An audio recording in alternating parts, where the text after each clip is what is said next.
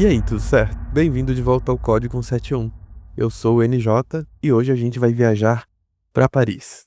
Ano de 1925, a Torre Eiffel tinha 36 anos de idade e estava enferrujando. Um homem teve uma ideia brilhante: vender ela. Só que tem um detalhe: ele não era dono dela, aliás, ele não tinha nada a ver com a torre.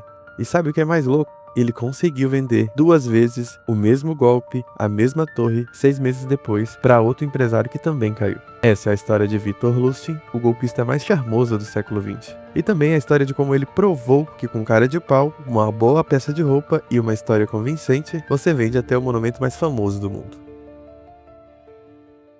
Beleza, mas antes de entrar no golpe em si, você precisa conhecer quem foi Victor Lustig. Porque esse cara era um artista. Victor Lustig nasceu na Áustria em 1890, numa família de classe média, nada rico, mas o cara tinha um talento. Ele sabia conversar. Não era só papo, era charme. Aquela presença que, quando o cara entra na sala, todo mundo olha. Imagina o seguinte, tá? 1,85 de altura, cabelo escuro, sempre penteado, bigodinho fininho, estilo galã de cinema mudo, terno de 3 peças feito sob medida, uma gravata de seda, sapato italiano brilhando, um relógio de ouro no pulso, uma bengala, um cabo de prata. O cara parecia rico. E quando você parece rico, as pessoas acreditam que você é rico. Lustig falava 5 idiomas fluentes: alemão, francês, inglês, italiano e tcheco. E ele usava isso para aplicar golpes em toda a Europa.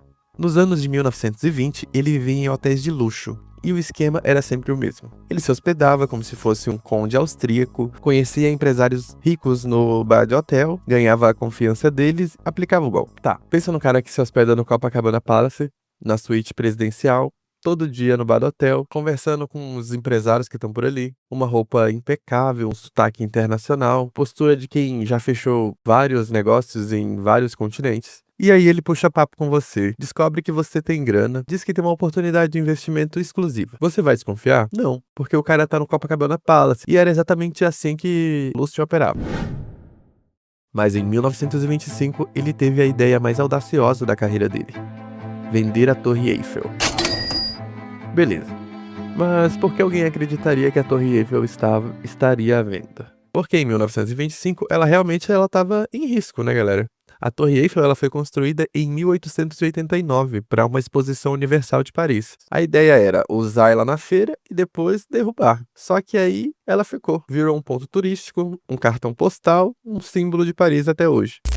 Porém, em 1925, 36 anos depois, a torre estava enferrujando. Precisava de manutenção cara, pintura, reforma estrutural, escambau. E o governo francês estava considerando seriamente em demolir ela. Isso até saiu nos jornais. Não era segredo, era debate político.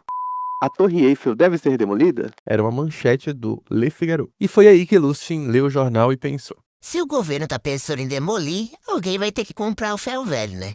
E aí começa a genialidade do plano. Lustig manda imprimir papel timbrado falso do Ministério dos Correios e Telégrafos da França. Por que esse ministério? Porque era o órgão responsável pela manutenção da torre na época. Ele escreve cartas convocando os 5 maiores sucateiros de Paris para uma reunião urgente e confidencial. Assina como diretor adjunto. Os 5 empresários chegam ao hotel, um dos hotéis mais chiques de Paris, pertinho da Torre Eiffel. Lustig os recebe numa sala privativa, terno impecável, postura oficial, tom sério. Senhores, o governo decidiu demolir a Torre Eiffel. A manutenção é insustentável, mas essa informação é confidencial até o anúncio oficial. Estamos convidando vocês, os maiores comerciantes de ferro da França, para apresentarem proposta de compra do material. Isso aqui é como se ele estivesse fazendo uma licitação ilegal, tá? Só que aí vem o toque de mestre. Lustig leva os caras num passeio guiado pela Torre Eiffel. Eles sobem, olham a estrutura, medem, fazem anotações. Tudo supervisionado por funcionários do governo, que na verdade eram comparsas de Lustig. É tipo você receber uma carta da prefeitura do Rio, por exemplo, dizendo: vamos demolir o Cristo Redentor. Muito caro para manter. Queremos vender as pedras. Reunião confidencial amanhã. E aí você conhece o secretário, visita a estátua com o engenheiro da prefeitura, tira medidas. Tu ia desconfiar? Provavelmente não, porque tá tudo parecendo real. Dos 5 empresários, Lustig escolheu um: André Poisson. Por quê? Porque Poisson era novo no ramo. Queria provar que era capaz. Ele estava ansioso para fechar um grande negócio. Ou seja, era a vítima perfeita. Lustig marca uma reunião privada com Poisson e aqui vem a sacada genial. Lustig insinua que ele espera um suborno. Ele fala baixinho, meio envergonhado, tipo... Olha, você sabe como é. Funcionário público na França. O salário não é lá essas coisas. E Poisson? Poisson adorou. Por quê? Porque funcionário público corrupto e aceitando suborno parece real. Se fosse tudo limpo, aí seria suspeito, entende? Poisson paga a proposta de compra da Torre Eiffel, paga o suborno, o total, o equivalente a $1 milhão, em valores corrigidos para hoje, tá? E Lustig pega o dinheiro e some. Alguns dias depois, Poisson percebe que foi enganado. Ele vai no verdadeiro Ministério dos Correios. Ninguém lá nunca ouviu falar em venda de Torre Eiffel. Ninguém conhece o diretor-geral adjunto. Poisson foi enganado. Mas aqui vem a parte mais interessante. Poisson não denunciou. Sabe por quê? Vergonha. Imagina você indo na polícia falar: Oi, eu comprei a Torre Eiffel de um cara que eu conheci no hotel e agora eu descobri que era um golpe. Você vira piada nacional.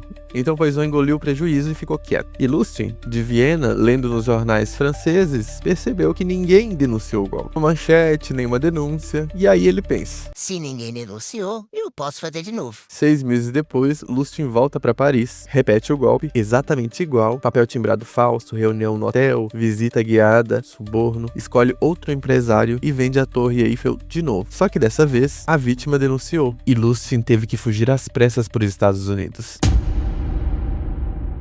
Beleza, agora deixa eu te explicar por que esse golpe deu certo. Porque não é só sobre mentir bem, é sobre entender a psicologia humana. Primeiro, Lustig escolheu um momento de dúvida. A Torre Eiffel realmente estava em debate nos jornais, tinha dúvida pública sobre o futuro dela, então quando ele disse vamos demolir, as pessoas pensaram: Faz sentido. Segundo, ele criou urgência e exclusividade. Essa informação é confidencial. Você é um dos 5 escolhidos. Preciso da resposta rápida. Quando você se sente especial e pressionado, você toma decisão rápida sem pensar muito. Terceiro, o suborno. Isso é genial, né? Porque quando você paga suborno, o cúmplice não denuncia, porque você também tá sujo. É tipo assim, imagina que você tá comprando um apartamento com desconto, aí o corretor fala bem baixinho: olha, se você me der um agrado de uns 5 mil por fora, eu consigo aprovar sua proposta na frente dos outros, hein? Aí você pensa aí, você paga. Depois descobre que o apartamento nem existe. Você vai denunciar? Muito provável que não, porque você também tentou dar suborno. Foi exatamente isso que Lustig fez. E a lição mais importante, o golpe não funcionou porque Lustig era esperto. Funcionou porque as vítimas queriam acreditar. Queriam fechar o negócio do século. Queriam ser os caras que compraram a Torre Eiffel. Ego, ambição e vaidade. Sempre os mesmos combustíveis. Victor Lustig passou o resto da vida aplicando o golpe nos Estados Unidos e ficou conhecido como o homem que enganou o Al Capone. Vendeu máquinas de fazer dinheiro falso, aplicou o golpe em banqueiros, empresários e até mafiosos. Foi preso em 1935 e morreu na prisão de Alcatraz em 1947. Mas e a Torre Eiffel? Essa ele vendeu 2 vezes, e nenhum dos compradores era dono de nada. Porque no fim das contas, você não precisa ser dono de algo para vender. Você só precisa fazer o outro acreditar que você é. E quanto mais absurda a mentira, mais fácil de acreditar. Porque ninguém imagina que alguém teria coragem de mentir tanto. Esse foi o episódio 2 do Código 171. Se você curtiu, segue o podcast, deixa uma avaliação de 5 estrelas e compartilha com aquele amigo que acha que nunca cairia num golpe. E no próximo episódio, a história da maior pirâmide financeira da história. Bernie Madoff. 65 bilhões de dólares, 30 anos de mentira. Até a próxima e um beijão.